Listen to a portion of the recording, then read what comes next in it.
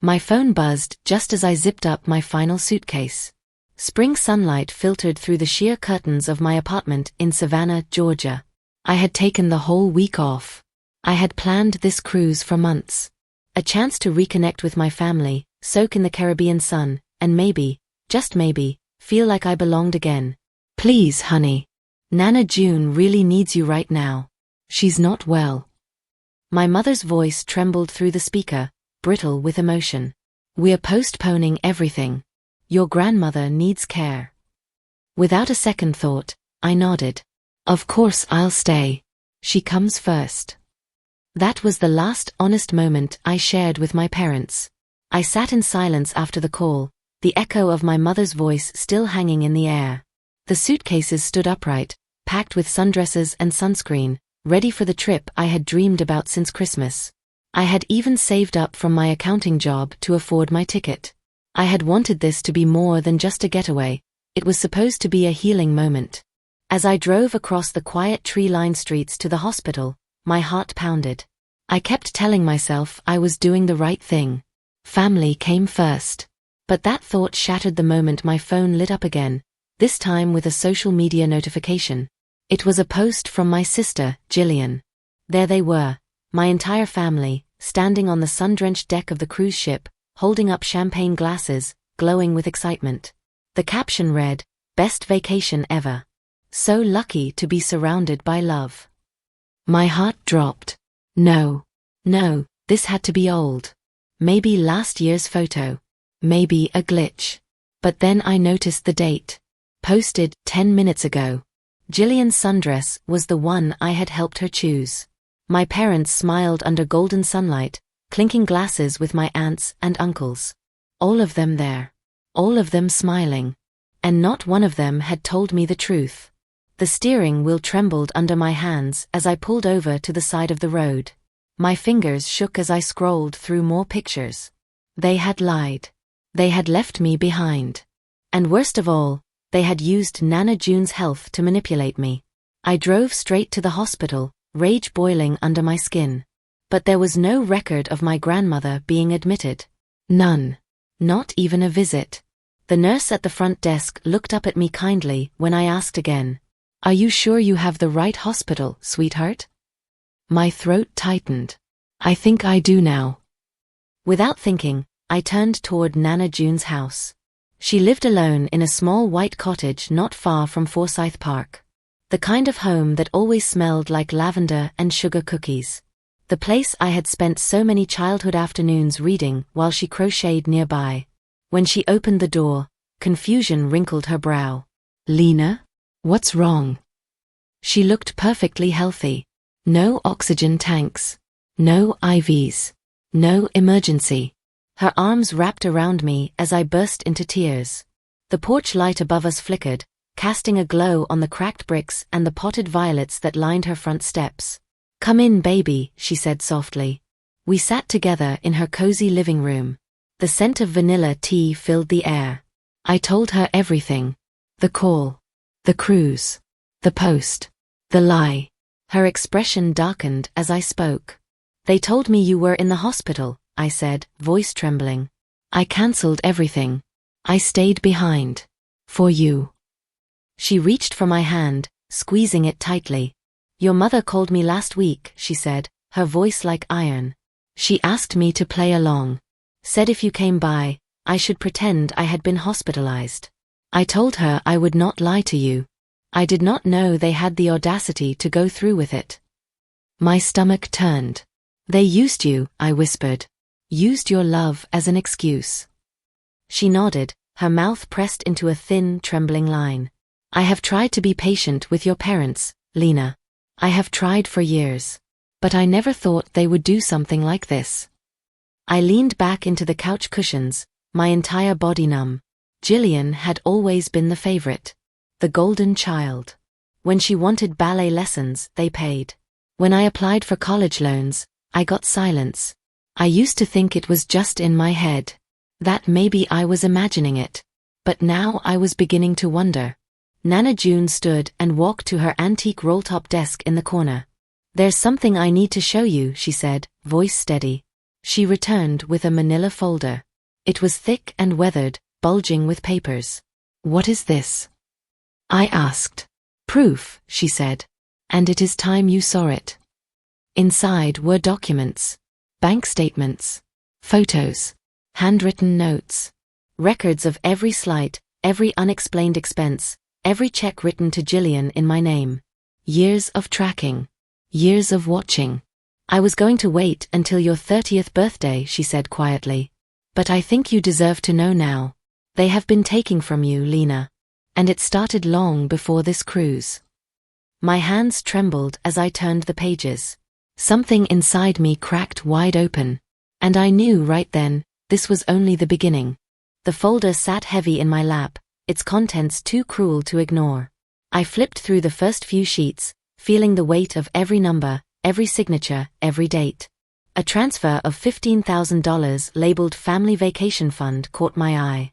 It was dated 2 months ago. The name on the sender line chilled me, June Crawford. "Nana, you gave them money for the cruise?" I asked slowly, though I already knew the answer. Nana June nodded grimly. "It was meant for everyone. I wanted all of us to have a memory together before I got too old to travel." "And they used my share to upgrade their own tickets?" My voice cracked, fury and disbelief mixing into a single, burning thread. "They took your ticket, your room, your place, and gave it to Jillian's fiancé instead," she said, her eyes dimming with shame. "I asked your mother directly where the rest of the money went." She dodged the question. I stared at a photograph clipped to one of the reports. There was Jillian, smiling on a private balcony with a cocktail in hand. The cruise bracelet glinting on her wrist was gold, an upgrade I had not been offered, let alone known existed. "What is this necklace?" I asked, pointing to the familiar chain around Jillian's neck in the photo. Nana leaned in, her jaw tightening. "That was meant to be split between you and her. A family heirloom. Your great-grandmother wore it on her wedding day. I gave it to your mother with one instruction, that she pass it on to both of you when the time came." I felt the sting of tears again. She already gave it away. "She did," Nana whispered. "Without even telling you." A fire lit in my chest.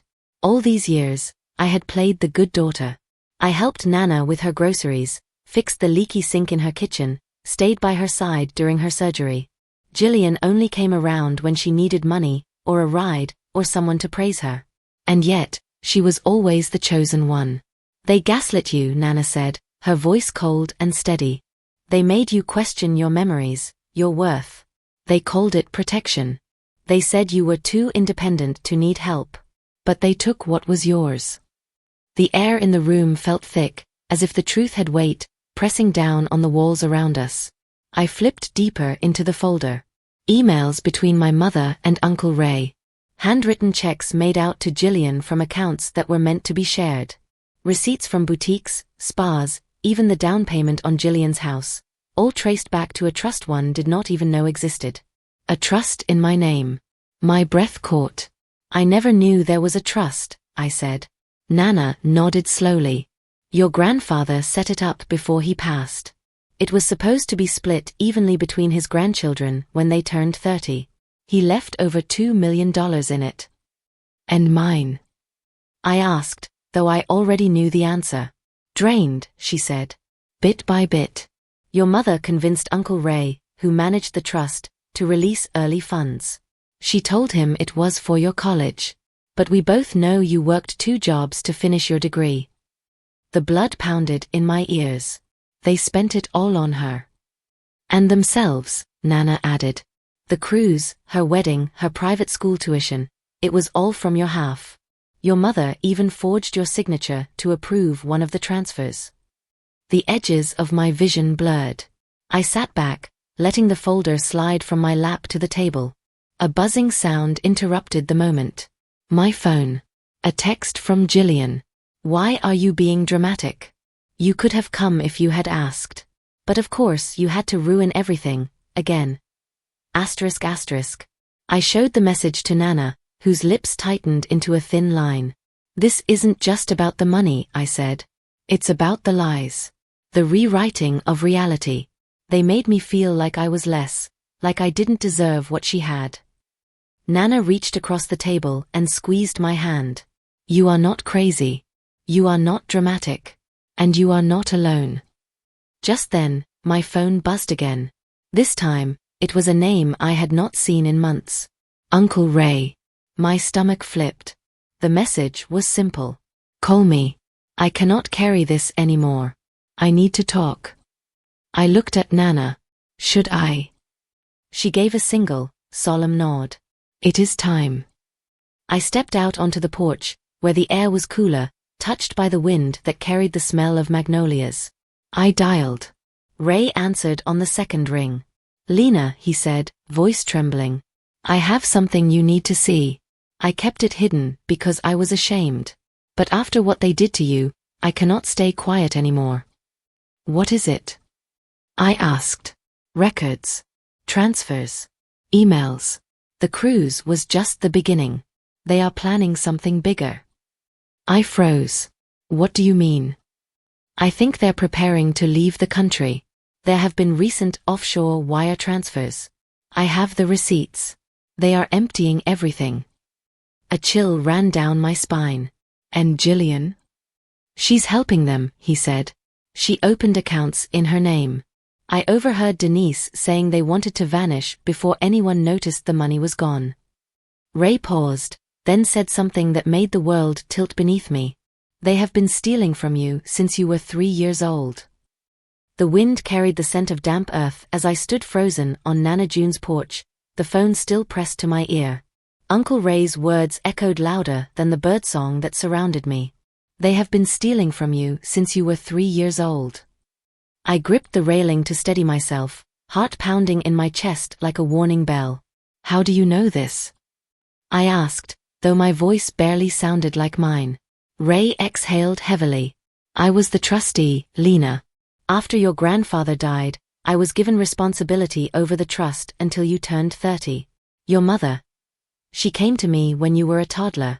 Said she needed funds for an education account in your name. She showed me paperwork. It looked official. I approved it. I thought I was doing the right thing. And after that? I asked. She kept coming back. Tuition, medical expenses, housing assistance. Always with receipts, always with a story. I never questioned her. Until recently. His voice cracked. She used me. She used my position and my love for this family. When I confronted her last month, she laughed in my face and told me to stay out of things I did not understand. I wanted to scream, cry, collapse. But I could not afford that anymore. Do you have proof? I asked. Yes, Ray said. I saved everything. I scanned the entire archive onto a flash drive. I can bring it to you tonight. But Lena. He paused. They're planning something. The transfers to the Cayman account were made 2 days before the cruise. They used it as a test. They wanted to see if they could pass through customs unnoticed. I clutched my phone tighter. They're trying to disappear. Yes, he said quietly. With what is left of your trust and more. I ended the call and walked back inside, the floorboards creaking beneath my feet. Nana June looked up from her armchair, her hands clasped tightly in her lap. They've been stealing since I was a child, I said. Ray has proof. She nodded once, unsurprised. Grandma, I whispered, why did they hate me so much? She stood slowly, walked to me, and cupped my face in her hands. They did not hate you. They envied you. Your strength, your independence. You never needed to be the center of attention to shine. That frightened them. My phone buzzed again. A new text. From Mom, take down that post. Now. You are humiliating this family. Asterisk asterisk. I had forgotten about the post I made just hours ago, sharing Jillian's cruise photo with a caption that hinted at the truth. I had not named names, but it had been enough to start the storm. Dozens of replies. Private messages. Friends from high school expressing shock. Cousins I had not spoken to in years telling me they always noticed how I was treated differently. Some even sent their own screenshots, receipts of conversations, comments, side glances they had observed at weddings and reunions. The story was spreading faster than I could track it. I turned the screen to Nana. Her eyes scanned the messages. "They can no longer hide behind the illusion," she said. But then another message appeared, this one from Dad. "You are making a mistake, Lena. We protected you all these years. There are things you do not understand. If you keep going, you will regret it." ***. What things? I muttered. He was hinting at secrets, threatening me with half-revealed truths. But I was done with riddles. I stared at the words, my hands trembling. "They're trying to flip this. Make me out to be the villain." Nana walked to her desk again. "Then it is time to even the scale." She opened a drawer and pulled out a legal envelope. Inside was a revised copy of her will, dated just 3 days ago. It named me as sole heir, and with it came ownership of her shares in the family business. I blinked, stunned. "Grandma, this would make me the majority shareholder," she said. "Yes. I had it notarized already. I knew the time would come when you would need power, not just proof." My breath caught. What about Dad? "He does not know yet. And that is our advantage. You must go to the company. Now. Before he cleans out his office. Before he destroys whatever he has left behind." Just then, the house phone rang. Nana answered. Her face turned pale. "Security just called," she said slowly. "Your parents are at the building. Your father is packing up his desk." "They're running," I whispered. "Go," she said. "Ray will meet you there with the documents. The authorities have already been contacted." As I rushed to grab my coat and keys, my phone buzzed again. A new message. This time from Jillian. "You always wanted to be the center of everything. Well, now you have it. Enjoy watching everything burn." The parking lot outside Crawford Holdings shimmered under the late afternoon sun. I pulled in fast, gravel crunching under my tires, heart hammering in my chest. A part of me still hoped this was all some massive misunderstanding, a cruel joke that would resolve itself. But deep down, I already knew the truth was far uglier. I stepped out of my car, clutching the envelope with Nana June's notarized share transfer.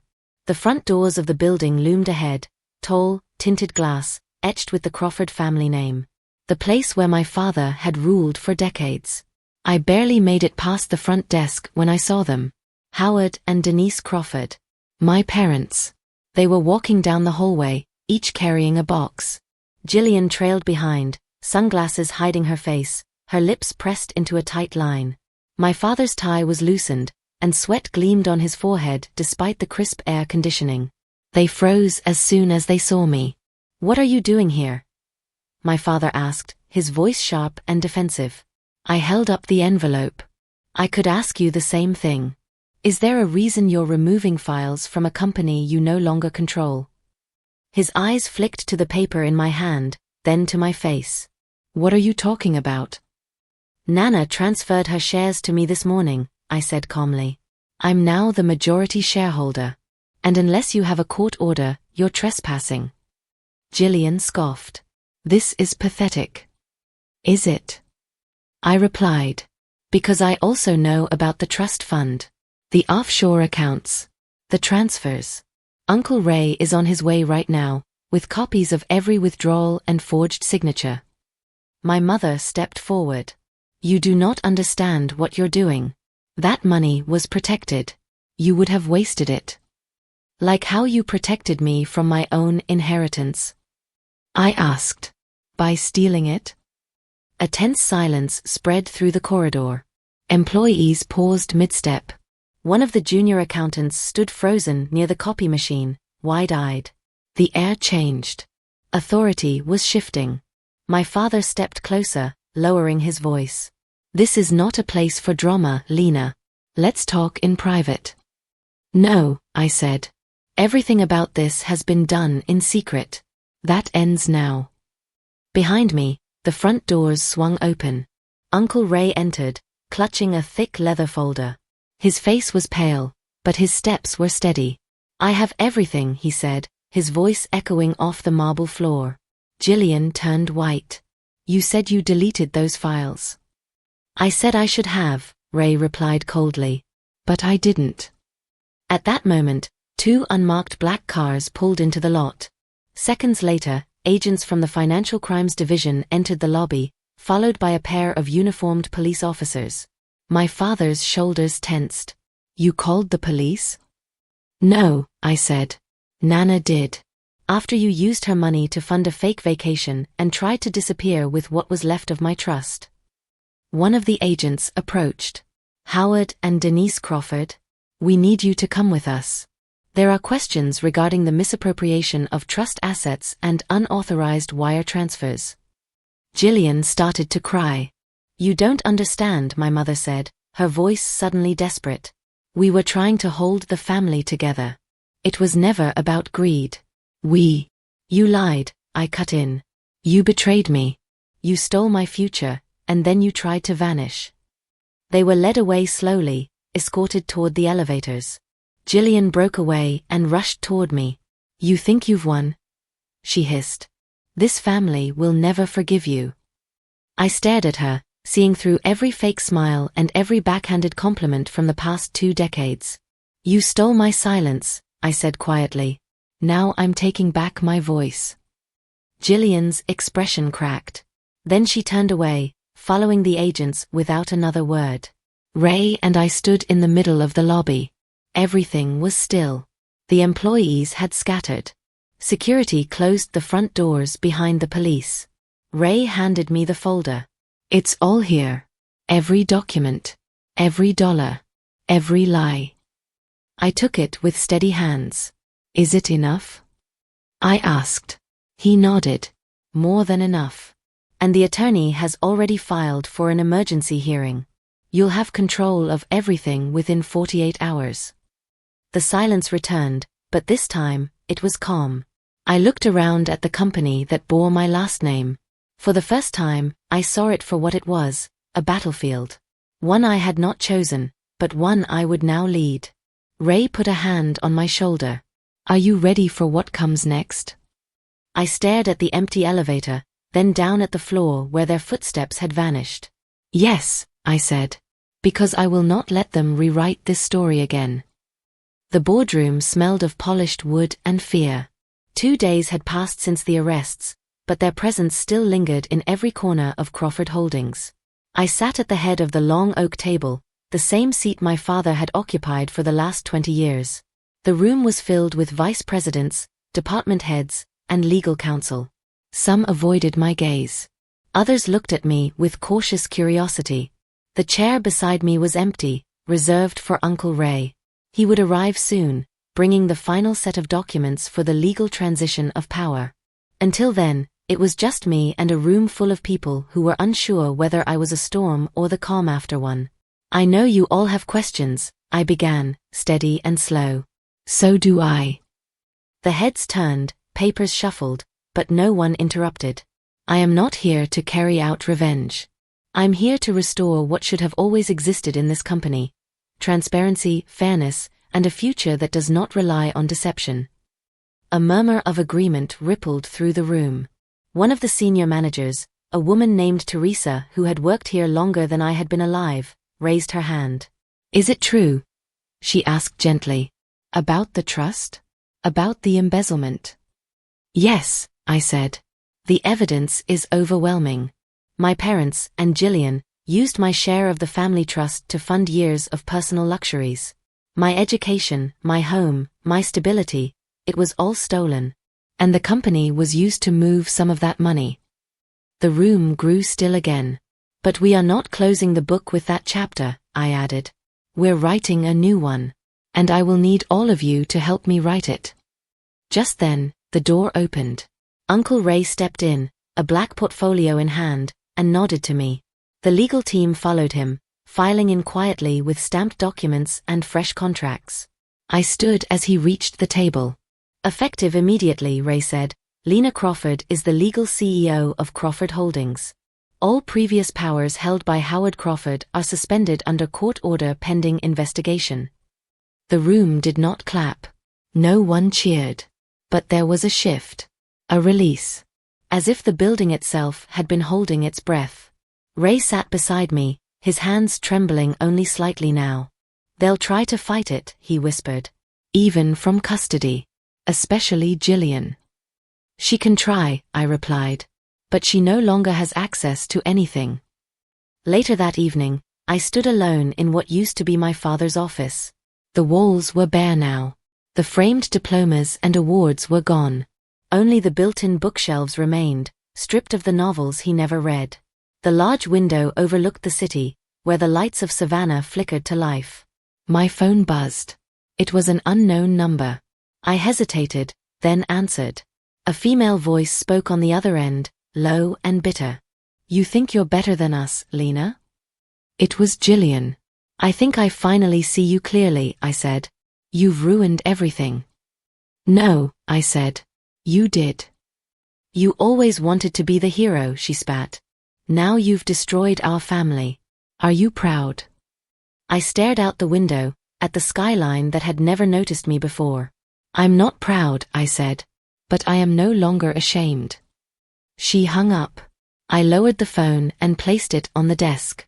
Ray entered a moment later, holding a folder. "I almost forgot," he said. "There's something else." He handed me a letter. It was written in my grandfather's handwriting. A sealed envelope he had left with the original trust papers. To my granddaughter, Lena. I opened it, hands trembling, eyes stinging. "You have always been the quiet one. The strong one. The one who did not need attention to matter. But I see you. I have always seen you. This trust was meant to give you freedom, not chains. If you are reading this, then something has gone terribly wrong. But I trust that you, of all people, will know what to do. Lead with integrity. And never forget, truth may hurt, but it will always be the only thing worth standing on. With love. Grandpa Franklin." I closed my eyes, breathing in the memory of a man who had once held me on his knee and told me that the stars did not ask permission to shine. Uncle Ray said nothing, just placed a hand gently on my shoulder. Outside the window, the lights of Savannah continued to glow. Tomorrow would bring more challenges. More questions. More damage to clean up. But for tonight, I stood in the silence and knew. This time, the story would be mine to tell. The next morning began with a phone call that shattered the illusion of calm. I was in the company archives with Teresa, reviewing old vendor contracts and supply chain invoices. We were building a complete picture of just how deep the fraud had run. There had already been red flags, payments made to non-existent contractors, bloated reimbursements, and missing financial audits dating back nearly 6 years. My phone buzzed. It was the company's internal auditor, Camille. "Lena," she said, voice tense, "you need to come down to records. Now. We found something." I rushed down 2 flights of stairs, Ray trailing behind me. Camille met us at the secure document vault in the basement. Her face was pale, her hands tight around a thin binder wrapped in plastic. "This," she said, handing it over, was wedged between the wall panels. It must have been hidden for years. I unsealed the plastic and opened the binder. Inside was a ledger, handwritten in my father's familiar, rigid script. Unlike the official reports and spreadsheets, this one was raw. Real. Every transaction detailed meticulously in pen. But what made my breath hitch was what the transactions were tied to. Shadow accounts. Shell companies. False names. Checks deposited to an offshore bank through dummy invoices from fake consulting firms. Some of the recipients? Jillian's friends. Her wedding planner. Even her college roommate. Ray skimmed a few pages, then stopped cold. "This is bigger than we thought." At the bottom of one page, a single line stood out in red ink. Phase 2 begins after the cruise. Complete liquidation by July. ****. I stepped back. "They were planning to gut the company," I said. "Not just the trust. Everything." Ray rubbed his temples. "They were going to disappear. Take whatever was left. Leave the wreckage for you to clean up." Camille pulled out a USB drive. "I've already scanned and backed it up. Legal is preparing to submit it as supplemental evidence. But Lena, this changes the scope of the investigation. It could involve federal charges beyond embezzlement. Fraud, money laundering, conspiracy, Ray listed grimly. I looked at the pages again. The neat, cold numbers. The way my father had built this structure of theft like a second career. I saw dates that matched the times I was struggling the most. Working late shifts, skipping meals to save money, while they siphoned my inheritance and the company's assets without blinking. Teresa arrived in the vault doorway with a shaky smile. "There's someone here to see you," she said gently. "He says it's about your grandfather's original holdings." My pulse quickened.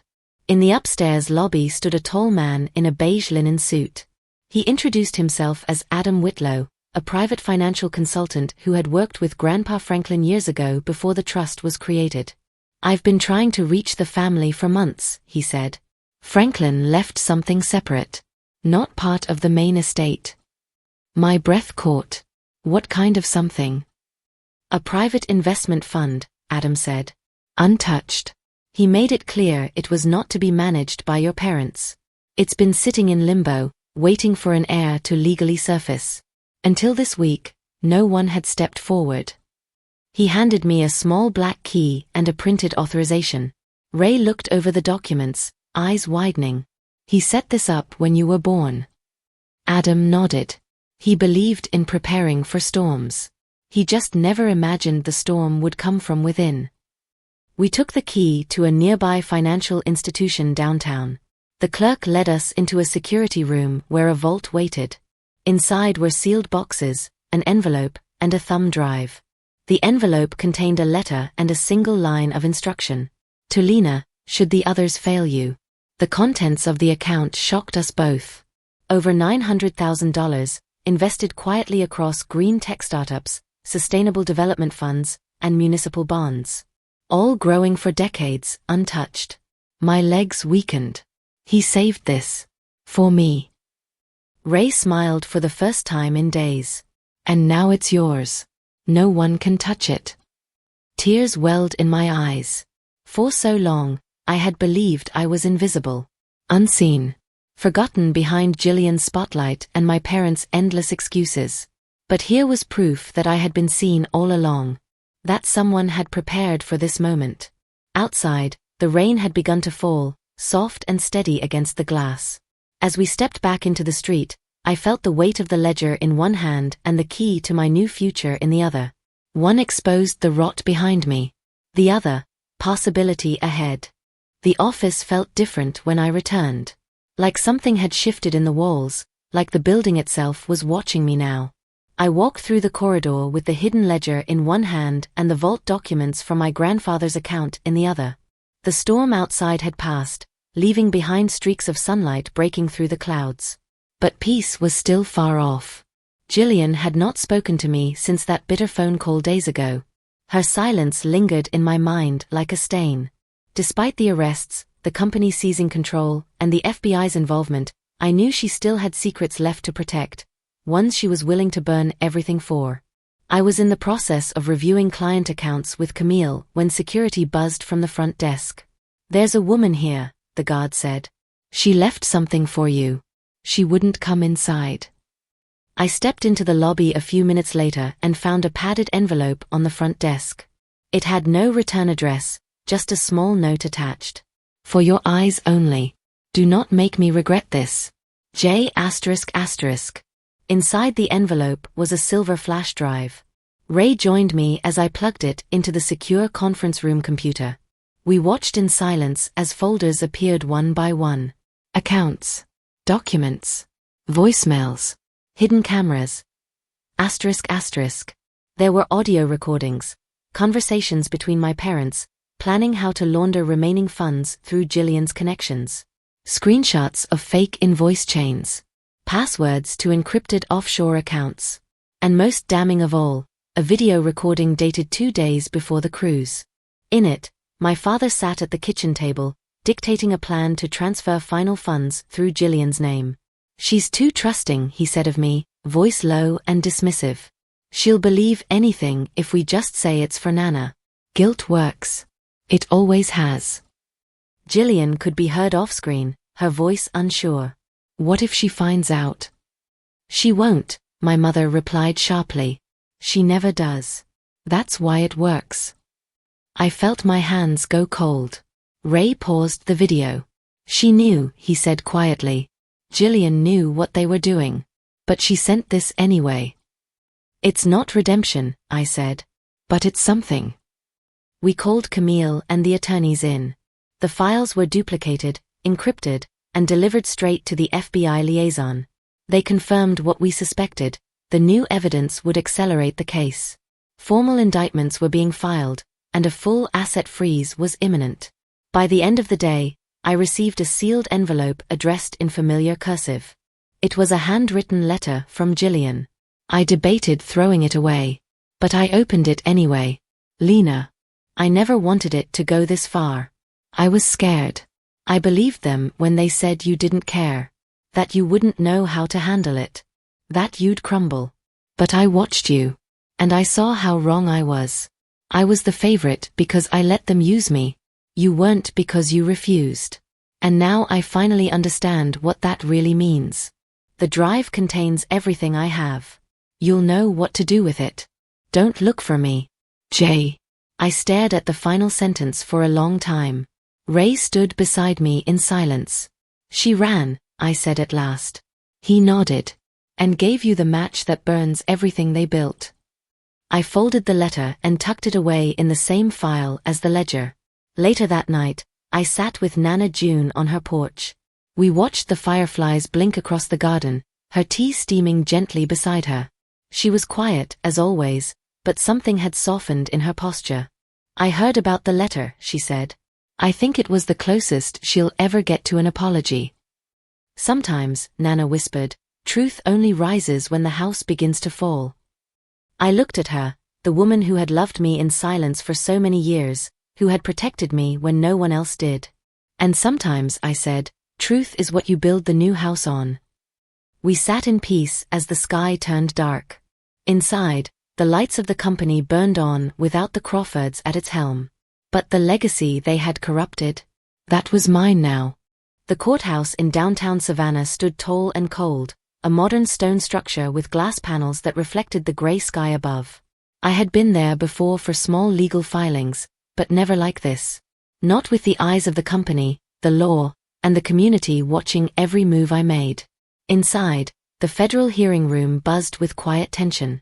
My parents sat at the defense table, their suits sharp but their expressions dull and exhausted. Jillian was not with them. She had officially accepted immunity in exchange for turning over the financial records and testifying in sealed court documents. I sat across from them with our legal counsel, the binder of evidence spread before us. Ray sat to my left, Camille to my right. The courtroom lights seemed to expose everything, even what had not yet been said. The judge, a stern woman with iron-gray hair, took her seat and opened the file. Her eyes scanned the contents, barely flickering as the full weight of what lay inside passed through her gaze. This court has reviewed the evidence presented, she said clearly, including unauthorized use of a minor's trust, tax fraud, embezzlement of corporate funds, and the obstruction of fiduciary obligations. My mother kept her eyes on the table. My father's jaw clenched. Ray passed me a copy of the original trust documents again, marked and highlighted. I barely needed to look. I had memorized every word by now. Ms. Lena Crawford, the judge said, turning her attention to me. Do you wish to make a statement regarding this case, before sentencing recommendations are determined? I stood. My legs shook slightly, but my voice did not. For years, I believed I was the problem. That I imagined the difference in how I was treated. That maybe I wasn't enough, and that's why they favored someone else. I tried to be loyal. I stayed silent. I worked harder than I should have needed to. I paused, glancing at my parents, who would not meet my eyes. But silence is not loyalty. And family is not a shield for theft. Gasps echoed faintly from the gallery. I am not asking for vengeance, I continued.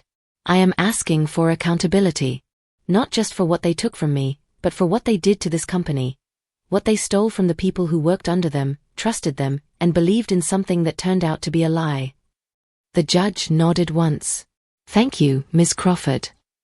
The rest of the hearing passed in flashes. Sentencing guidelines were laid out. The court confirmed asset seizures had already begun. My parents' passports had been revoked. Their bail was denied due to flight risk. Formal charges would be read at the next hearing, but the evidence was considered overwhelming. When the gavel finally fell, there was no applause. No cameras. Just silence. I stepped outside into the open air, and it felt like stepping into a new world. Ray joined me on the courthouse steps, handing me a sealed envelope. "From the estate lawyer," he said. "Final approval just came through."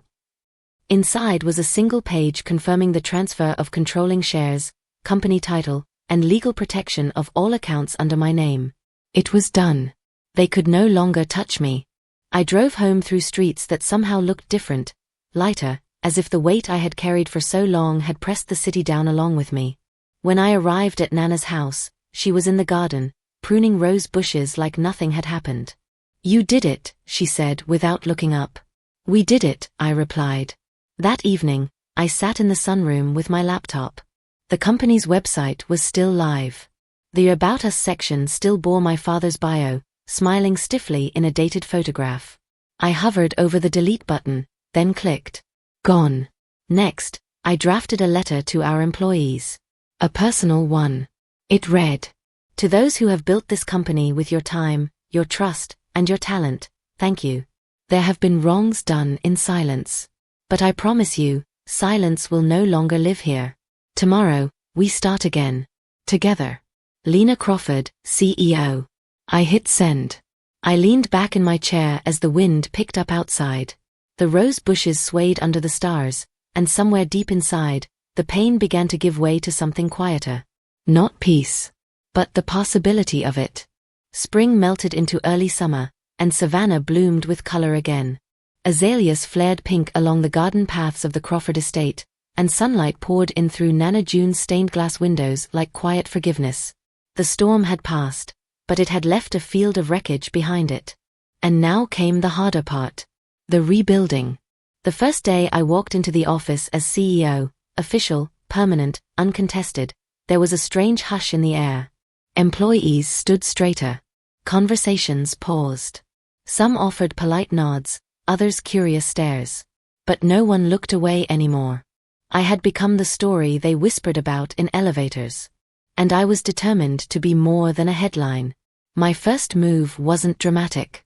No sweeping firings or vindictive decisions.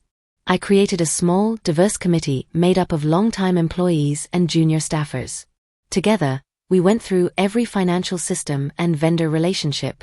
We audited. We cross-checked. We brought in outside compliance officers. I reinstated benefits packages that had been quietly cut under my father's leadership. We established a scholarship program for employee families, named in honor of Grandpa Franklin. The culture began to shift, not overnight, but day by day. Meetings became more honest. Proposals were brought forward by people who once kept their ideas to themselves. I sat with interns and custodial staff, not just board members. I asked questions no one had ever asked before. What do you need? What would make your work better? Some did not trust me yet. I understood that. My name still carried shadows. But change has its own gravity, and people began to lean toward it. Ray became our director of ethics and accountability.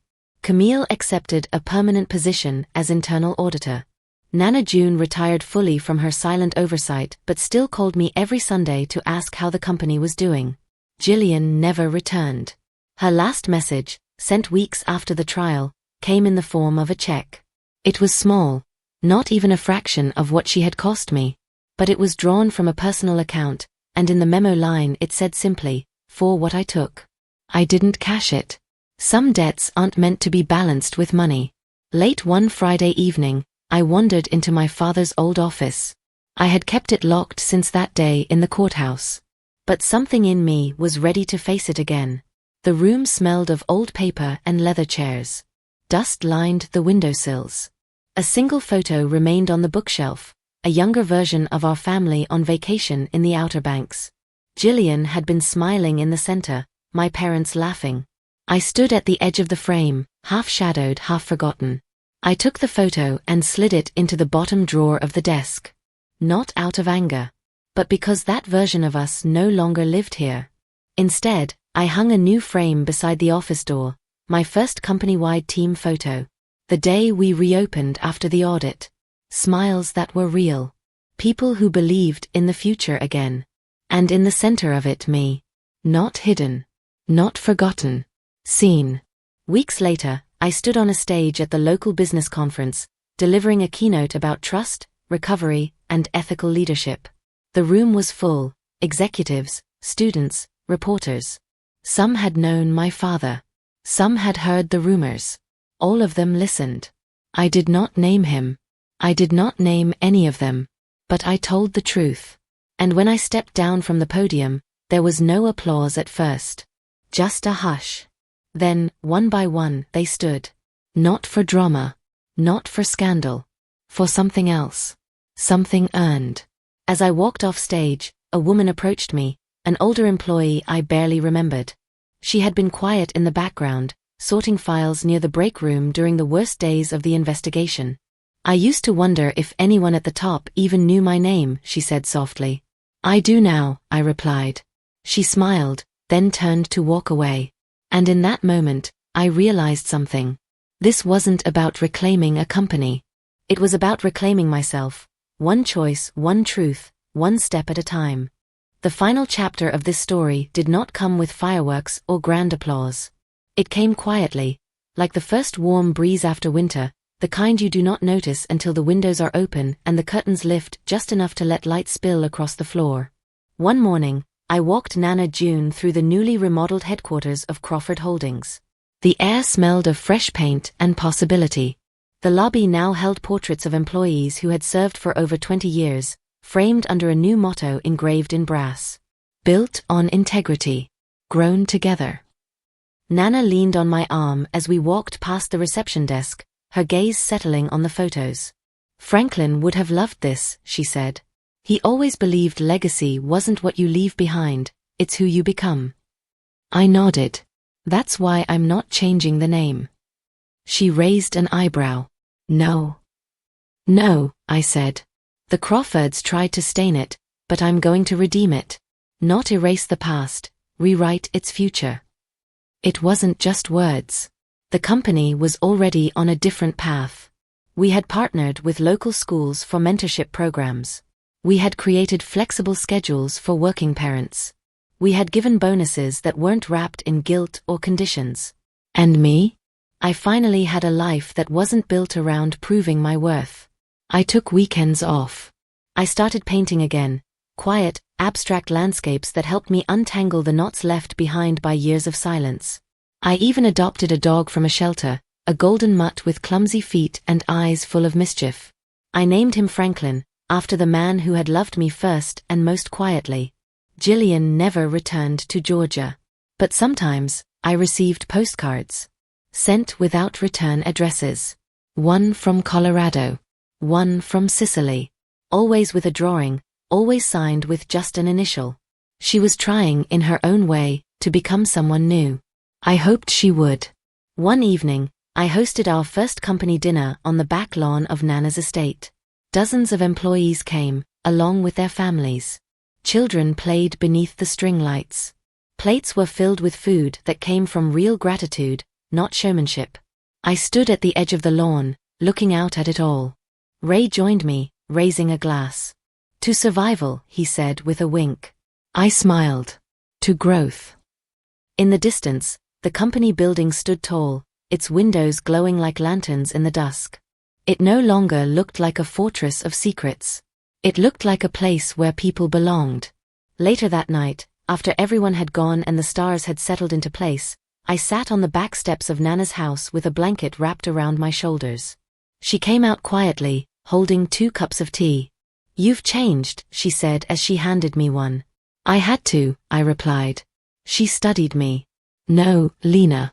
You didn't change. You just came back to yourself. I sipped the tea, letting her words settle. She was right.